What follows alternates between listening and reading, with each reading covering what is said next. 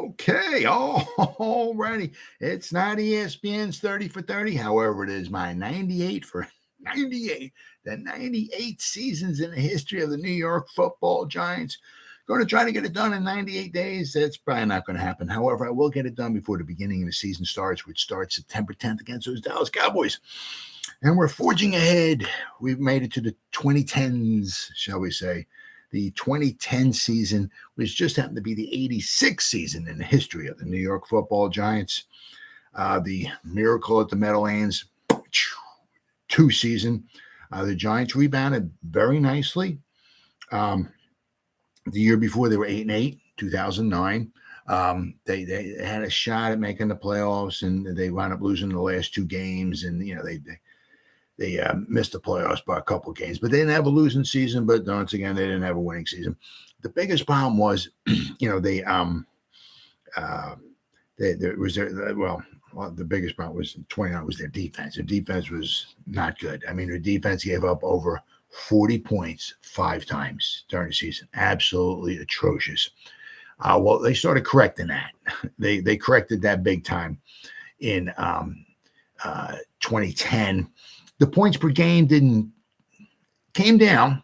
We'll go over and just, how many, I forgot how many points, like maybe 5 points per game or so, which is a big mark, big, but still not quite maybe where you want it to be. But, they, with their first 2 picks, they really started correcting their defensive problems. So let's, it was a very good season. They had a winning season. Unfortunately, they just missed the playoffs. One of the biggest reasons was the Miracle at the Meadowlands 2, coming soon to a theater near you. Right? 3D. Oh yeah. Just one of those things. It's one of those games. You just hard. Just even get words coming out of my mouth. Just to talk about the game. And the thing was, because I live here, because it was, happened against, we'll go over the game a little more in detail and all that, but, happened against the Eagles. Of course, it was the Giants' new stadium. Of course, happened against the Eagles. I'm in South Jersey here, so I'm about 20 minutes from Philadelphia. So, it was just the people around here were just going absolutely bananas, because anyway. So let's go to, how did the preseason start for the New York Giants? Let's take this things easy before we want to just rip our hearts out with the Miracle and Meadowlands too. So let's start off. Let's gently ease into this season here, shall we? All right, the New York Giants. All right, they went 2-2 in the preseason. Oddly enough, they opened up against the New York Jets on August 16th. They were the away team against the Jets at the new Meadowlands Stadium, as it was called back then. Now it's MetLife Stadium. But they played against the Jets, and they would win 31-16. Week number 2, they played once again at MetLife Stadium, but this time the new Meadowlands Stadium, as we call it. But they were the home team against the Pittsburgh Steelers, and they would lose 24-17. Following week, they were on the road, and they played the Baltimore Ravens on August 28th at M&T Bank Stadium. They lost 24-10. Final game, they were at home against the New England Patriots. So basically, they played at home 3 times during the preseason. So on September 2nd, they were the home team against the New England Patriots at the new Meadowlands Stadium, and they would win 2017. So they had 2 wins, and they had 2 losses. Not too bad. Not too bad at all. So what did Wikipedia have to say about the 2010 season? The 2010 New York Giants season was the 86th season for the team in the National Football League. Now, the 86th season for the Giants, the 91st season in the history of the NFL. NFL started in 1920, Giants started in 1925, so the Giants are 5 years younger than the NFL is. Let's see here. And it was the team's inaugural season in the new Meadowlands Stadium, as it now it's MetLife Stadium. The Giants were looking to improve on their 8-8 finish in 2009 and to return to the playoffs after missing the postseason. Although New York was able to improve on their record and finish very respectable 10-6. The team was eliminated from postseason contention on the regular season's final day. The Giants dedicated the 2010 season to the memory of Bob Shepard, the team's public address announcer from 1956 to 2005, who died on July 11th, 2010. Yeah. I believe if I'm not mistaken, let me click on his name. I believe he's the one that did the Yankee games. Yeah, he did the Yankee games too. Let's see here. Shepard announced more than 4,500 Yankee baseball games over a period of 56 years, including 22 pennant-winning seasons and 13 World Series championships. He called 121 consecutive postseason contests, 62 games and 22 World Series, and 6 no-hitters, including 3 perfect games. So Bob Shepard, yeah, he okay, announcer. Let's see here. I mean, he debuted at Yankee Stadium on April 17th, I guess maybe opening day, I guess whatever, but 1951. So I mean, he was a long time. I believe when Derek Jeter had him, his voice, because after Derek Jeter's still playing, Bob Shepard stopped announcing and he passed away. But Derek Jeter, every time Derek Jeter walked up to the plate, he had Bob Shepard's, recording of him. And he would say whatever, now coming to the plate, number whatever, Derek Jeter. So Derek Jeter, I guess to honor him, Bob Shepard, always had, as he walked up to the plate, always had Bob, obviously, when the Yankees were home. They didn't have him announce him like when they were playing at Fenway Park or something like that. But at home, he always had Bob Shepard's voice recorded announcing Derek Jeter coming to the plate. So that's just to show some love and respect to him. But yeah, Bob Shepard, he a long time. They said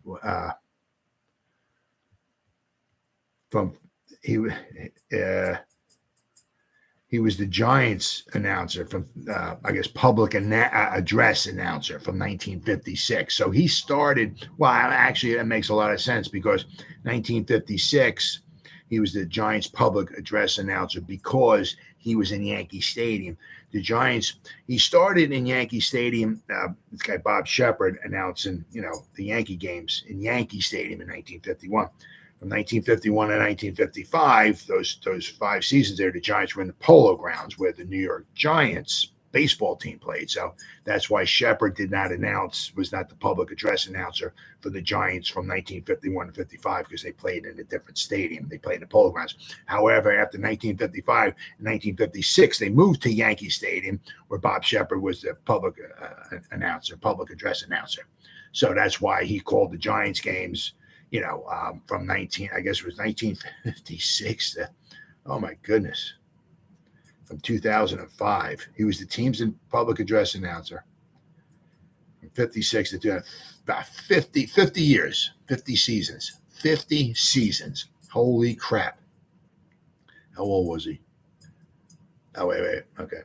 I mean, when he passed away. Oh my God. God bless the man. God, 99 years old, Bob Shepard. Wow. 99.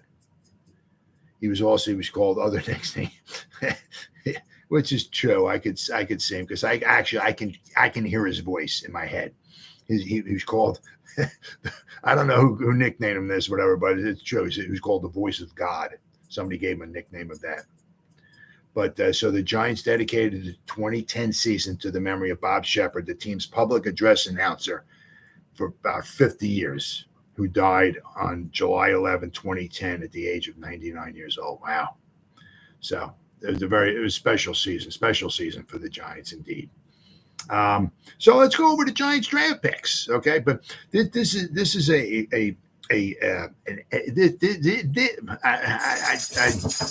it's like certain. I can't even talk sometimes. It just please forget. This right here, this draft here is like an actual perfect, absolute perfect example of what happened, what went wrong with Jerry Reese and the Giants. Absolute perfect example. You couldn't get any more perfect than this draft right here. Okay.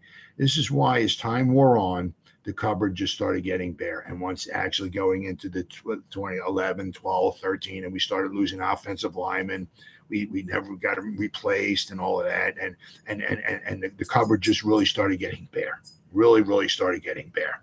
And through the draft, we were not replacing our guys on a fast enough, shall we say. Every 2 guys we lost, maybe for free agency or whatever, we only brought back 1. So as the seasons went on for Jerry Reese, we kept losing more and more guys. And we were not replacing them through the draft. And the cupboard got bare. And the Giants really started stinking. And it showed as in their performance on the field, as we know. I mean, because after, after 2011, from 2012 till last season, before last season started, from 2012 before last season, we went to the playoffs one time. And one of the biggest reasons why we went to the playoffs in 2016 was because we went to the girly world. We started throwing millions of dollars, at the free agency market. Brought some big time free agents in. It just happened. We got lucky. It happened. Everything just worked together just fine. Right. We made the playoffs. However, the following year, all the wheels on the cart came off. Right. So this is an absolute perfect example, as we go over this, of what happened to the Giants with a lot of Jerry Reese's drafts. Okay. The first pick, this one's not a grand slam. This is like 2 grand slams. Okay. He took JPP, pick number 15 overall, from South Florida. I wasn't, at the time I was, Notre Dame's my team, right? But I knew Alabama and Oklahoma and Ohio State, Michigan, all the bigger teams. You know what I mean? So when they said Jason Pierre-Paul from South Florida, I'm like, who? I just pick 15. I'm like, who? I mean, I wasn't,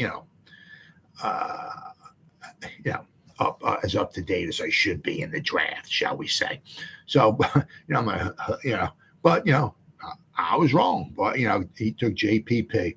What an absolute phenomenal pick this was. And I'm not sure if he signed with anybody, but this is 2010. As of last year, he was still playing. I believe he's still looking to play. I mean, actually, people are still calling for him to come back and maybe play with the Giants on a cheap salary. So, well, you can always hope, right? But, I mean, the guy is still wanting to play football.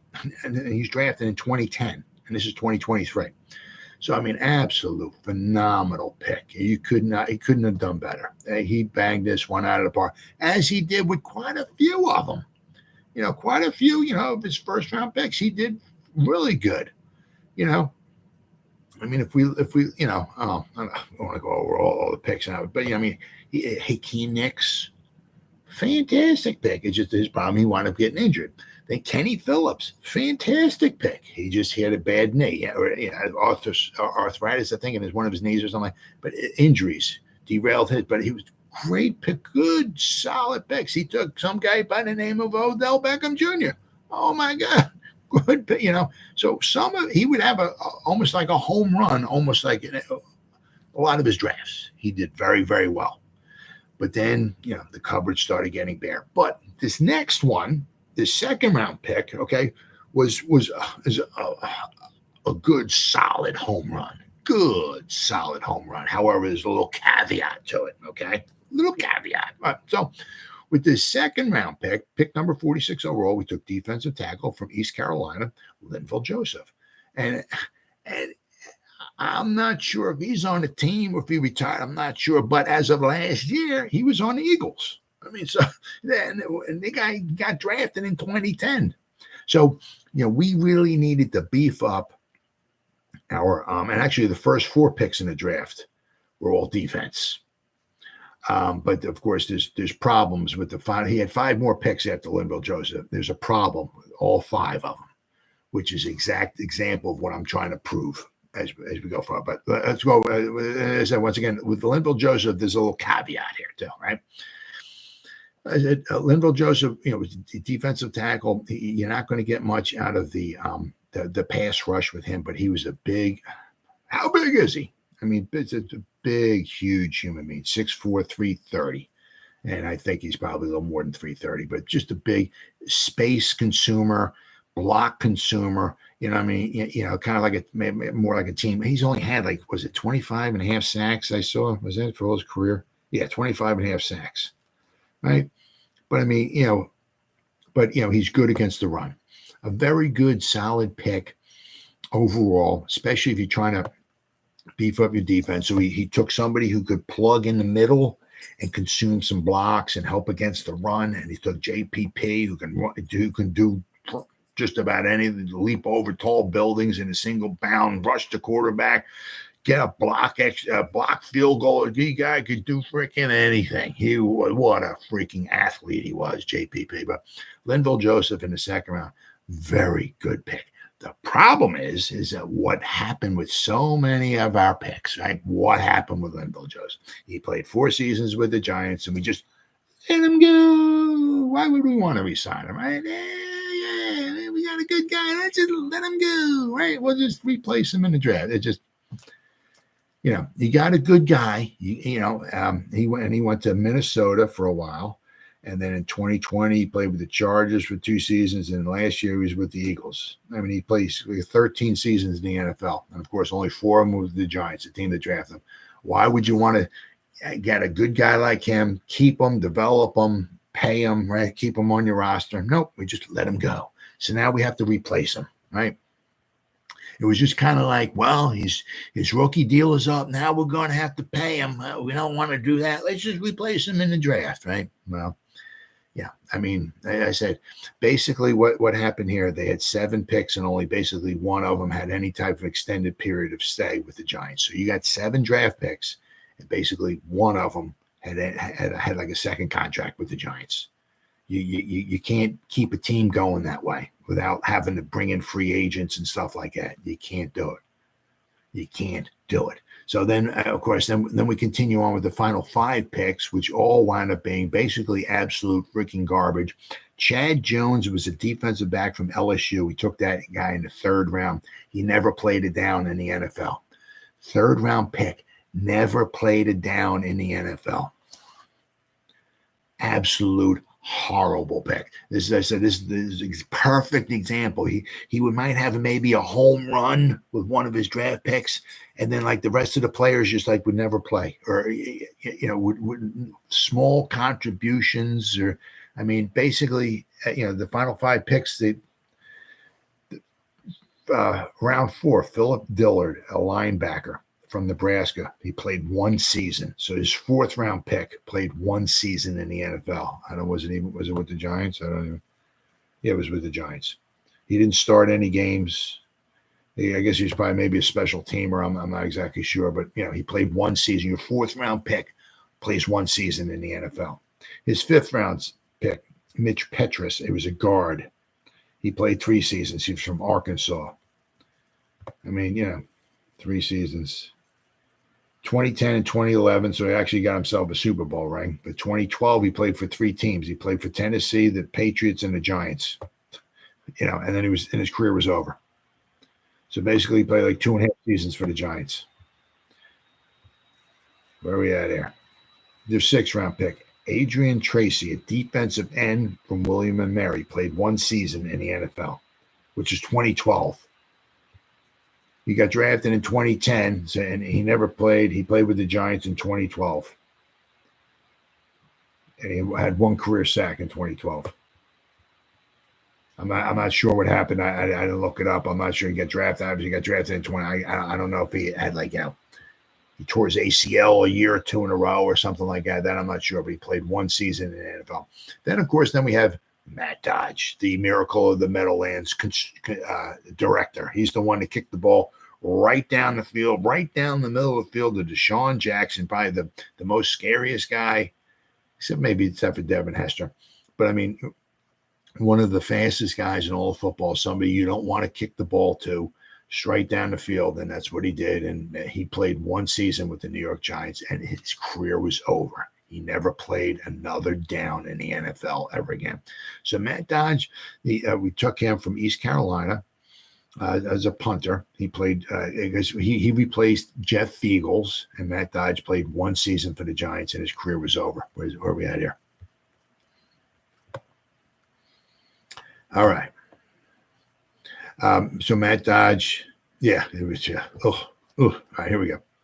Dodge's first professional punt was blocked in a Monday night preseason game against the Jets. All right, welcome to the NFL, buddy. During a game against the Eagles on December 19, 2010, here we go. Miracle of the Meadowlands 2. Dodge had a 36-yard punt that was returned by Deshaun Jackson for a touchdown as time expired, giving the Eagles a 38-31 win in a game later called the punt. No, not the punt. The miracle of the I got the miracle. They said the miracle at the new Meadowlands. Well, whatever. I got the miracle of Meadowlands too.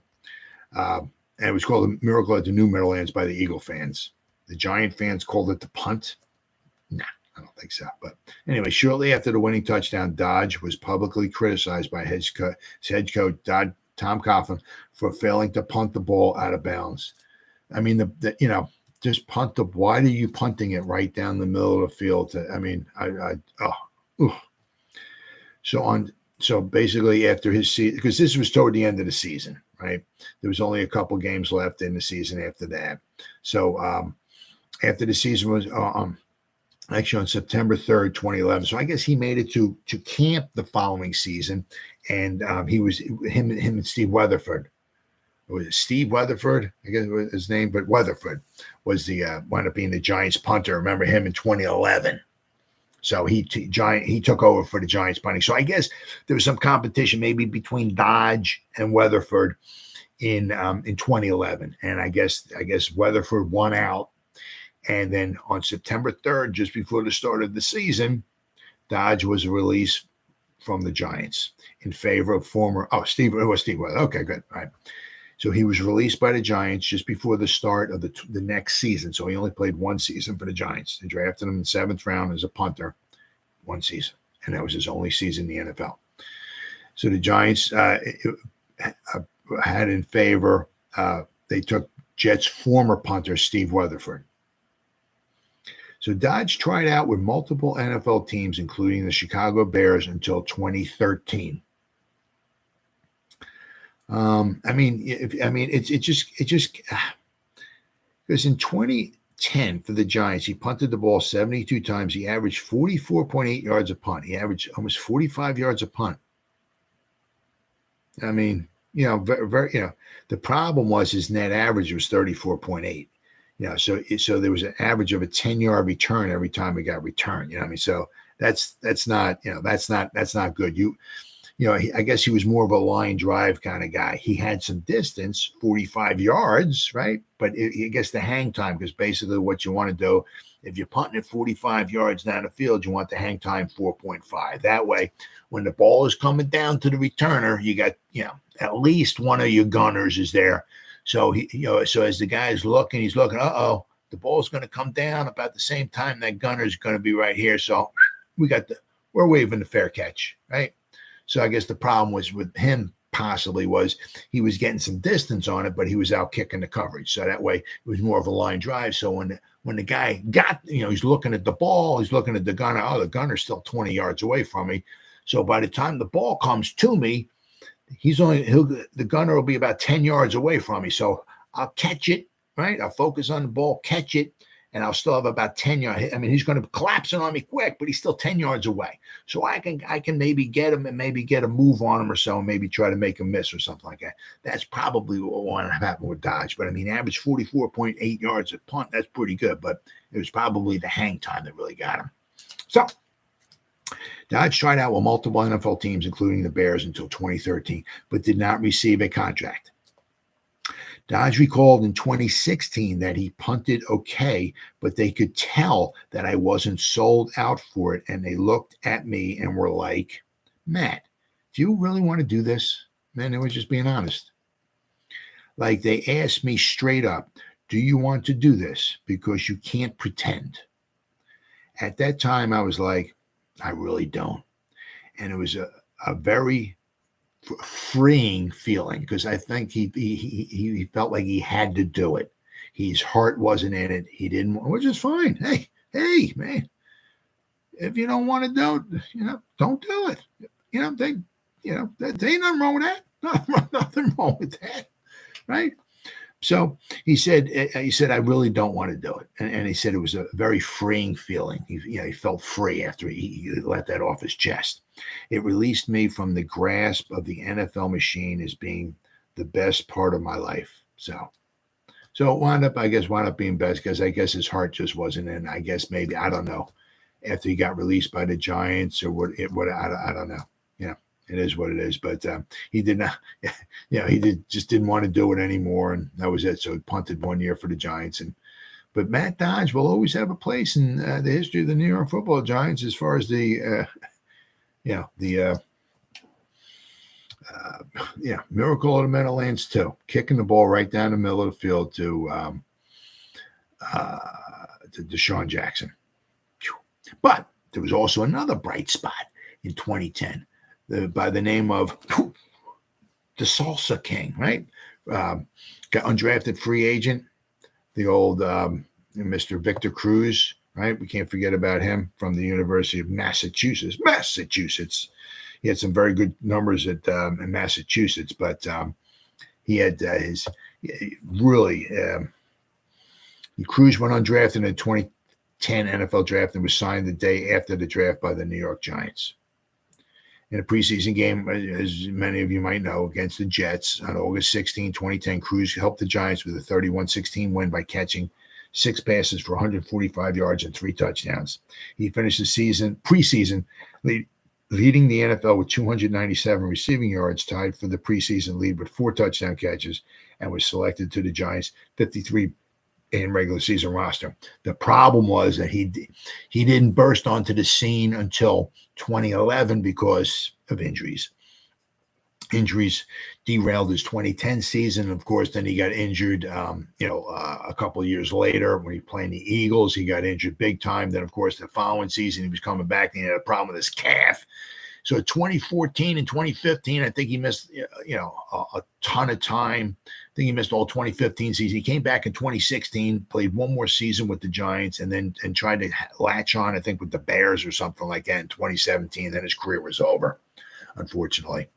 But where are we at here? So he after the preseason in 2010. He made the 53-man roster. The wound up working out absolutely perfectly was because we had Steve Smith, who had 107 receptions a year or so prior.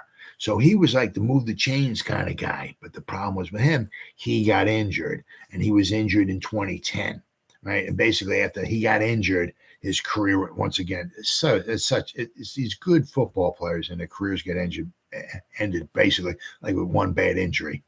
It's a shame. It really, really is. But so we would wind up after this, it kind of like lose Steve Smith, right?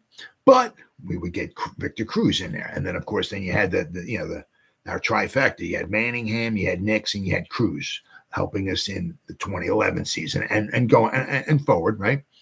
But the problem was Victor Cruz, he was praised and highlighted by critics for his performance throughout the preseason.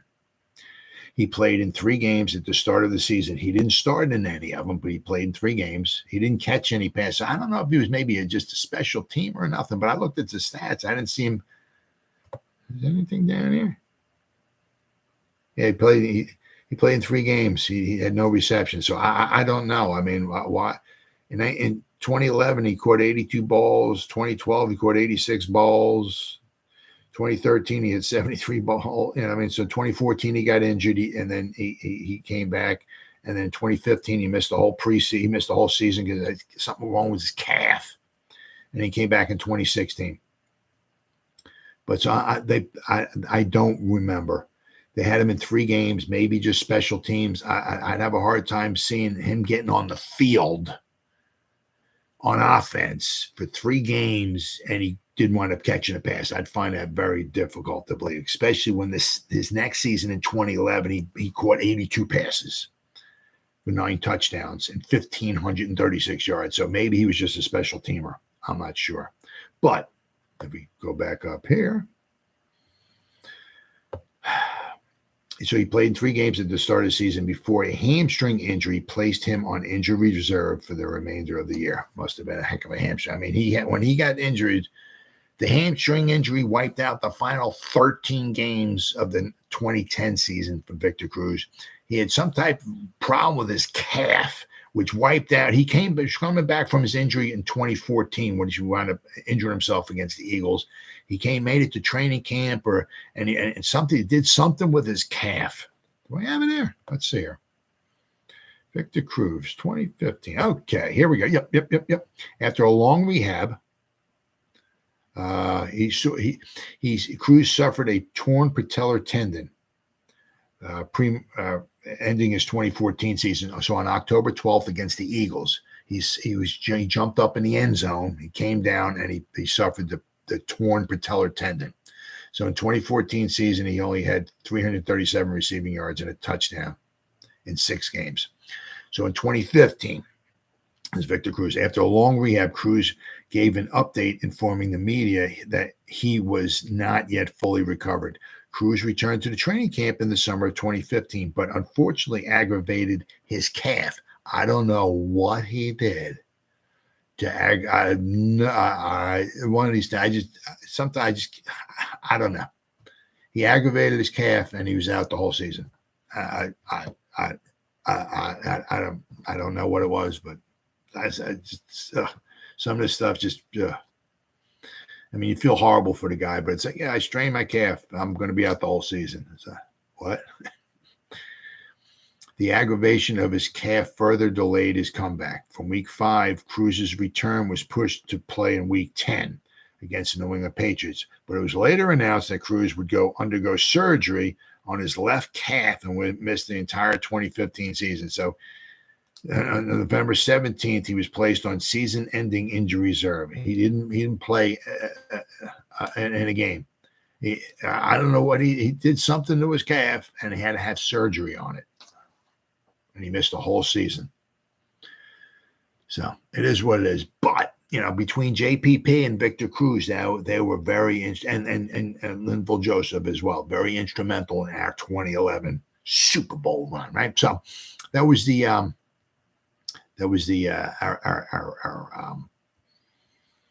our draft class, right? Which ended obviously with Matt Dodge, but it was just a perfect example, right, of showing you what happened with a lot of the Giants. Jerry Reese would get a good pick, and then he would get a bunch of duds, and a lot of he couldn't fill in the roster. You need those lower round draft picks to fill in the roster, and he was not very good at it. And this 2010 draft was a perfect example. Perfect example. All right, so let's go here. So what did the Giants here? They averaged 24.6 points per game. Not too bad at all. They were 7th in the league. However, their defense got a little bit better. They were 21.7. What were they the year before? 26.7. So they lowered the 5 points per game. So it was, that's pretty impressive. So they went from 30th in the league to 17th. So they still had some room for improvement. 2011. Well, the problem is, they gave up a lot of points. They gave up more points. 2011 was just a magical season at the playoff run and all of that. But they needed to help their defense, and they did with their draft picks and all that and everything. All right, so as I said, Eli Manning, he played. I think he played every snap. He played, he's obviously started and played in every game. 62.9% completion, 4,002 yards, 31 touchdowns with 25 interceptions. Let's not forget, every time we start picking on Daniel Jones for turnovers, we can't compare him to Eli Manning because Eli got us 2 Super Bowls, which was huge. But, when you start picking on Daniel Jones for turnovers, let's not forget Eli Manning threw 25. If Daniel Jones threw 25 interceptions this season, the dude would be freaking crucified. Absolutely. If he throws one pick in a game, that's all they're saying. Daniel Jones, he's horrible. 40 million throws an interception. What's wrong with this guy, right? So let's not forget. Eli Manning, he was a slinger, right? But he 25 interceptions in 2010. Not very good at all. The running game was very good. 4.6 yards a carry. Once again, we're right in the middle, right? Where we still have kind of like I believe we still had like Soybert, Deal, O'Hara, Snee, McKenzie in there. It wouldn't be the case in 2011 because I think O'Hara, Soybert got injured. I think it was. We had Booth and Boss were in there because O'Hara. I think 2010 was O'Hara's last season. But we the running game was 4.6 yards a carry. Bradshaw had 1,235 rushing yards. Brandon Jacobs had 823. Jacobs averaged 5.6 yards a carry. Bradshaw 4.5 yards a carry. They had 17 rushing touchdowns between the two of them. What a freaking dynamic duo they were. Man, we were so lucky to have those two guys. Love those guys. Bradshaw had 47 receptions. Mario Manningham had 60. Hakeem Nicks, 79 receptions. Steve Smith, he had 48. Unfortunately, he would get hurt. This is the season he would get hurt. He had 48 receptions. Kevin Boss had 35. Derek Hagan had 24. Travis Beckham, 13. Bear Pasco had 9 receptions. So we had some weapons. Unfortunately, as I said, we would wind up losing Steve Smith kind of like after this season, but we would replace him with Victor Cruz. So, and I think this would be Kevin Boss's final season with the Giants, because this is another perfect example, right? Perfect example. We have a decent tight end, okay? We got him in 2007, so 7, 8, 9, 10. So this is his 4th season. So after this, I think he went to the Raiders, 2011.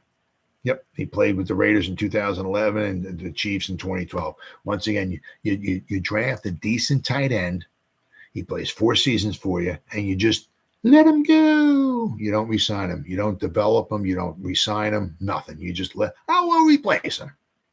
We'll replace the whole team. And no, you're not, Jerry. You're not. You're not replacing your team. I mean, perfect example. So so we would have Jake Ballard the following season, who was a decent tight end, but he got injured in the Super Bowl, and I don't think he ever played another down for the Giants. So it's such a shame. A lot of these guys getting injured and all and everything. But so the offense, we had a good running game, nice passing game going on there. We had Lawrence Tynes. What was he? He was 19 out of 23, 82.6 on the field goals, 43 out of 43. Well, actually, and Shane Graham had a kick for a game. Shane Graham was 4 out of 4. So we were 47 out of 47 on extra points. Matt Dodge, they said 44.8 yards per punt. Pretty impressive. What do we got for sacks here? Oh, yeah, look at this. I mean, we were on a roll. We had 46 sacks. The defense did. Very, very impressive. OC had 11.5. Justin Tuck had 11.5. I mean, then you had JPP in there. He only had 4.5. But, I mean, we had the, I think they called it the NASCAR package, right? But the offensive line only gave up 16 sacks all year. So Eli would go back there. He had time to throw. He had time to sling that baby. But not only that, we had the great running game. So the run sets up the pass sets up the run. So you add all that stuff up, right? And we're at 24.6 points per game, 7th in the NFL. Not bad at all. And that included we lost Victor Cruz and we lost Steve Smith, too. 2 of our best wide receivers ever. Steve Smith didn't have a long career, this, that, and the other thing with the Giants, but he did set the Giants record, 107 receptions in a season. And we lost Victor Cruz and Steve Smith in the same season. And we still averaged almost 25 points a game. Very good offensive year. Very good. So let's go over the games. This is where, all right. The Giants the Giants lost 6 games all season. 3 times they lost back-to-back games all year long. So the first back-to-back won't take us too long to get to. Okay. The first game of the year, Sunday, September 12th at home, the Giants beat the Panthers 31-18. Then this is where the back-to-back starts at. Okay. The next week, once again, big brother Peyton beat little brother Eli, because the Giants traveled to Indianapolis to play the Colts, and they lost 38-14. The following week on the road against Tennessee, the Giants would lose to the Titans 29. Oh, I'm sorry, my bad. At home, the Giants lost to the Titans 29-10. So now the Giants are 1-2. Now look, I mean, they lost bad. They lost by 24 points on the road to the Colts, and they lost by 19 points at home to the Titans. Right? Things are not looking good. Okay. But they would start turning things around. The Bears would come to town the following week. So at home, the Giants would beat the Bears 17-3. Now the Giants are 2-2. Giants would go on the road to play the Texans. They would beat the Texans 34-10. Now the Giants are 3-2. The Giants, I mean, this is like, it just sounds so weird to say this, but when the Giants actually beat the Detroit Lions. I know the Lions haven't won a championship since, like, I think Moses walked the earth, right?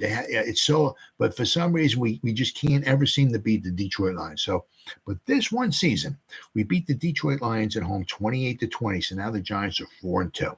The following week on the road, the Giants would beat the Cowboys 41-35. The offense is going, baby, right? So now the Giants are 5-2. They have a bye week. They and on the road in Seattle, the home of the 12th man, the Giants won 41-7. I mean, they put up back-to-back 40-plus point games on offense. Phenomenal, absolutely phenomenal. I mean, they just shut the Seahawks down. The Seahawks had 162 total yards of offense. They had 8 first downs. Man, the defense was just flying all over the field. Just shut them down. 41-7 in Seattle. Wow, what a butt whooping. Then this would be the second of the back-to-back losses, right? So the Giants are 6-2.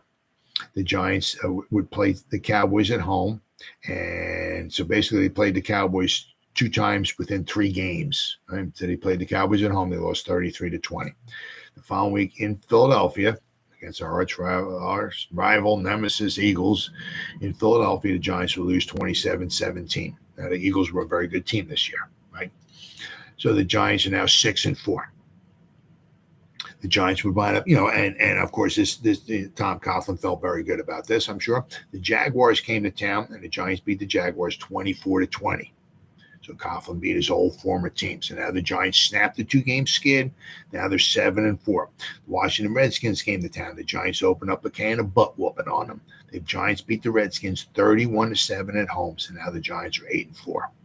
Giants will go on the road, play the Minnesota Vikings. That was a Monday night game, Monday, December 13th.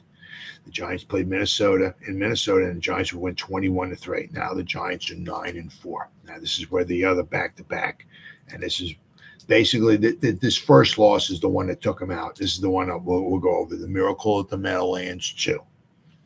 Giants lost 38-31 at home to the Eagles and made them 9-5. So in this game, the Giants, with about 8.5 minutes to go, were up 21 points. With about 7 minutes and 30 seconds to go in the game, the Giants, 7.5 minutes to go in the game, the Giants were up 31-10. So the final basically the final second half of the fourth quarter, the Eagles scored 4 touchdowns. The Giants scored with 8 minutes and 17 seconds to go in the fourth quarter. Kevin Boss got an 8-yard touchdown pass from Eli. The Giants are up 31-10 with 8 minutes and 17. And this game cost them the playoffs. Then the Eagles with 7, I mean, basically, I guess they got the ball, and maybe the second or third play, whatever. Brent Selleck caught a 65-yard touchdown pass from Michael Vick. And that put the score 31-17. And then it was on. It was, or I would say, actually, at that point in time, unfortunately, the Giants didn't know it, but the game was over. The Eagles were down by only 14 with 7 minutes to go, and they had the Giants right where they wanted them.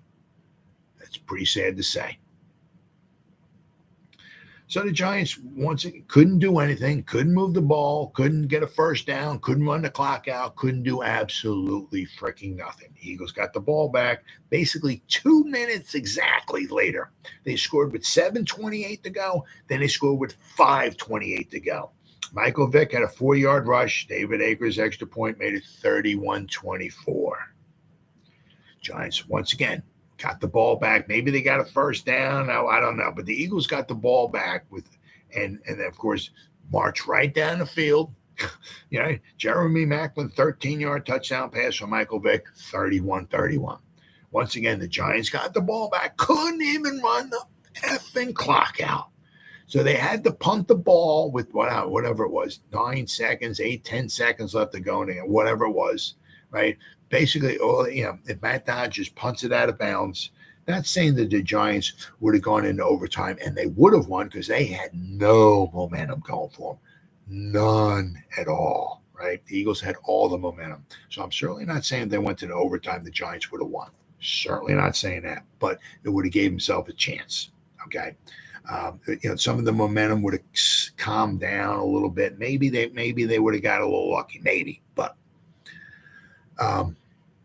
so Matt Dodge basically punted the ball right down the middle of the field instead of just kicking the ball out of bounds, maybe around the 50 or the 40. Basically, so the Eagles, maybe if they had, like, say, 2 seconds left on the clock, they would have had to throw a Hail Mary in the end zone because they would have been too far to kick a field goal, right? So he kicks the ball right down the middle of the field. Deshaun Jackson catches it at his own 35-yard line, runs it back 65 yards for a touchdown. The Eagles, as time expires, he's running across the goal line. Ball in the air, jumping. The Eagles are freak out. The Eagle fans are going freaking bananas and everything like that. So as time expires, Deshaun Jackson's running across the goal line, waving the ball in the air and all that stuff and everything. The Eagles win. They still had to kick the extra point. The Eagles won 38-31. And as I said, if he punted the ball out of bounds, even at the 50-yard line, even if there was a couple seconds left to go or so, the Eagles couldn't have kicked the field goal because it probably would have been too far. And they had maybe try to throw maybe a Hail Mary or something like that, but he kicked the ball like right down the center of the field. Unbelievable. Absolutely unbelievable. You're up 31-10 with about 8 minutes, 7.5 minutes, 8 minutes to go in the game. You're up 31-10 at home. 7.5 minutes to go in the game, and you wind up giving up 4 touchdowns in the final 7.5 minutes of the game, of the quarter. Absolutely unfreaking believable. Unbelievable. So that game basically, took them out of the playoffs. Out of the playoffs. Without question. We'll go over in a minute. We'll go over why here, right?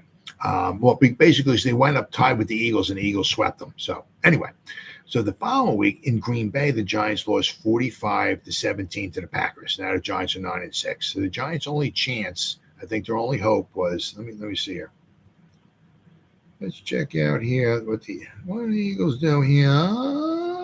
Let's see now. Okay. Oh, I guess it maybe did matter. Didn't matter. Because the Eagles were 10-5 going into the. So I guess it didn't matter. So I guess after the Giants, unless they had a chance, maybe make a wild card. But any other teams, 10-6. Let me see here. No, the Packers were, but the Packers beat the Giants, so head to head. So, I'm saying that the final game of the season, it wasn't like if the Giants won and the Eagles lost, the Giants would have won the division. No, because the Eagles were 10-5 going into the final game of the season, and they wound up losing to the Cowboys 14-13 at home. But it really didn't matter because the Eagles won the division. They had the division won because they were 10-5, and even if the Giants. Even if the Eagles lost and the Giants won and tied them at 10-6, which is what wound up happening with the Giants won their final game of the season. They beat the Redskins in Washington, 17-14. But the Giants were tied with the Eagles, right? Let me pull this up here. So the Giants were tied with the Eagles, but the Eagles swept them. So the Giants did. They were both 10-6. The Eagles swept them, so the Eagles won the division. The Giants and the Packers were both 10-6. All right, here we go. But the Packers beat the Giants. So it says Green Bay clinched the number 6 NFL seed based on their better strength of victory than the Giants and Tampa Bay. I guess Tampa Bay was 10-6 as well, too. Yeah, so that's why the Giants, because the Giants lost 2 games to the Eagles and they lost the 1 game to the Packers. So that's why the Giants did not make the playoffs. But basically, the miracle of the Meadowlands game took them. The Giants would have been 11-5 and they would have made the playoffs. And it was not a particularly strong field. So the Giants, if things started going well for them in the playoffs, hey, anything could have happened, right? Anything could have happened. But all right, so the let's see here. What we got? The NFL 2010 season. The 2010 NFL season was the 91st regular season in history of the National Football League and the 45th of the Super Bowl era. The regular season began with the NFL kickoff game on Thursday, September 9th at the Louisiana Superdome as the Saints defeated the Vikings. Tom Brady, the quarterback of the Patriots, was named the NFL MVP for the 2010 season. And in Super Bowl, the league's championship game played at Cowboy Stadium in Texas. The Green Bay Packers defeated the Pittsburgh Steelers to win their 4th Super Bowl, spoiling the Steelers' chance for their 7th title. Yeah, so usually when the Steelers get to the Super Bowl, they usually do well, but they wind up losing. It was a good Super Bowl. The season also marked the first full-length season in which a team with a losing record made the playoffs. The Seattle Seahawks won the NFC West with a record of 7-9 after defeating the St. Louis Rams in Week 17 to clinch the division title. 1 week later, the Seahawks dethroned the defending champion New Orleans Saints in a wild card round. I mean, the Saints had the better record, but they were a wild card, so they had to go play in Seattle. Let's see. Where are we at here? The Saints were 11-5.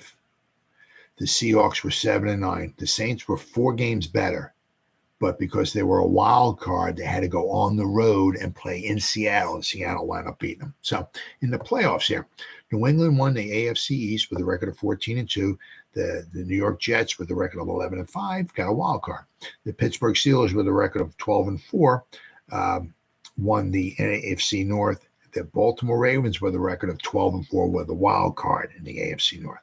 The AFC South, the Indianapolis Colts won with a record of 10-6, and the Kansas City Chiefs won the AFC West with a record of 10-6. So in the playoffs, the Jets beat the Colts 17-16, and the Baltimore Ravens pounced on the Kansas City Chiefs 30-7. So in the divisional round, the Jets actually beat the Patriots in the divisional round 28-21, sending the Jets to the championship game.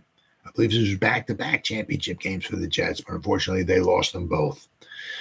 So, but in the other game, the Pittsburgh Steelers beat the Ravens in a very good, kind of tough game. It was 31-24. So that set up the championship game between the Jets and the Steelers, and the Steelers would win 24-19. So the Jets went to back-to-back championship games, I do believe, and they lost them both. So in the NFC, we had the Eagles won the East with a record of 10-6. As I said, the Giants did not, because they had a record of 10-6, but they lost the tiebreakers. So the Chicago Bears were 11-5 in the NFC North. The Green Bay Packers had a record of 10-6, were a wild card team. Once again, they beat the Giants head-to-head, so they got one of the wild cards. The Atlanta Falcons won the NFC South with a record of 13-3. The New Orleans Saints with a record of 11-5 got the other wild card.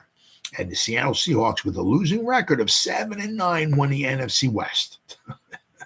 So in the playoffs, in the wild card round, Green Bay went into the link and beat the Eagles. I was very happy for that. They beat the Eagles 21-16, eliminating the Eagles. Thank you. And at Quest Field, Seattle beat. This was a fantastic game. Fantastic game. Marshawn Lynch is a freaking beast, man. I'll tell you what. But Seattle won 41-36. Very entertaining, exciting game.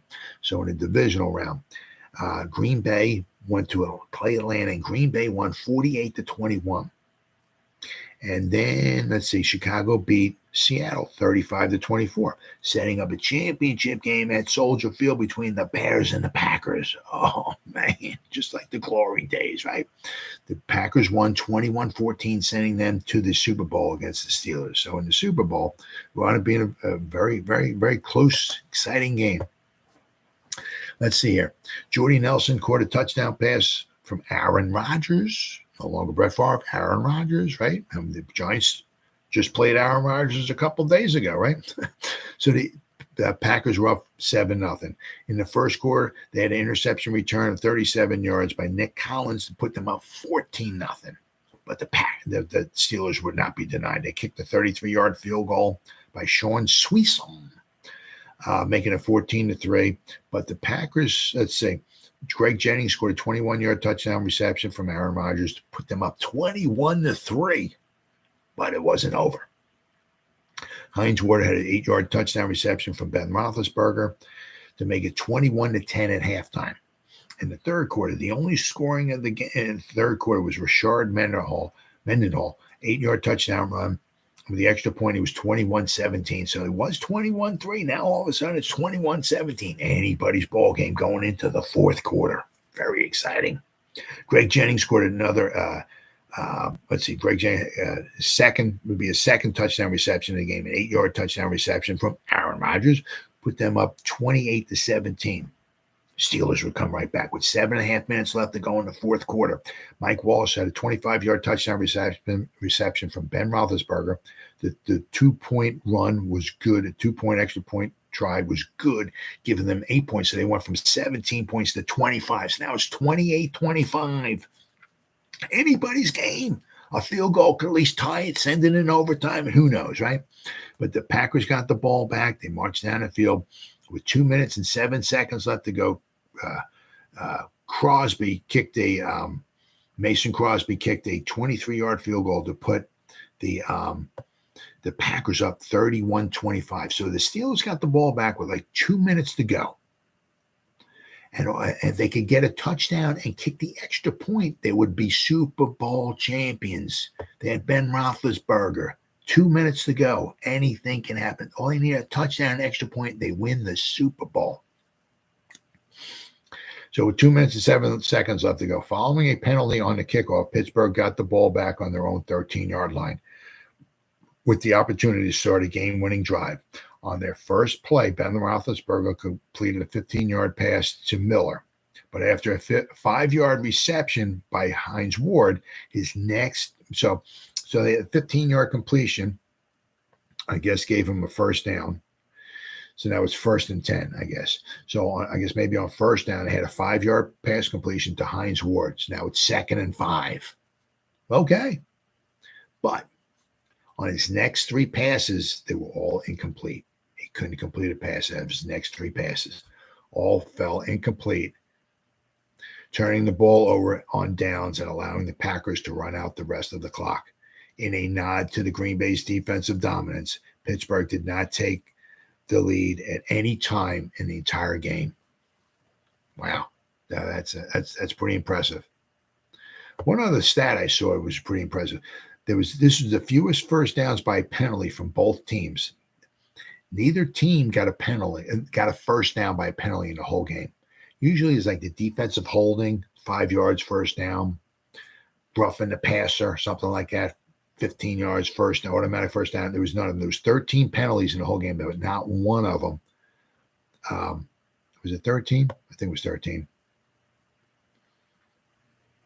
But not one of them resulted in a what do we had? Penalties. 13 penalties. But not one of them resulted in a first down. Rather remarkable. I thought that was kind of odd.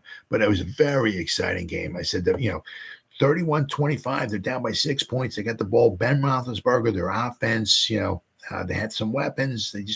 They marched down the field and scored a touchdown. They win. They're Super Bowl champions.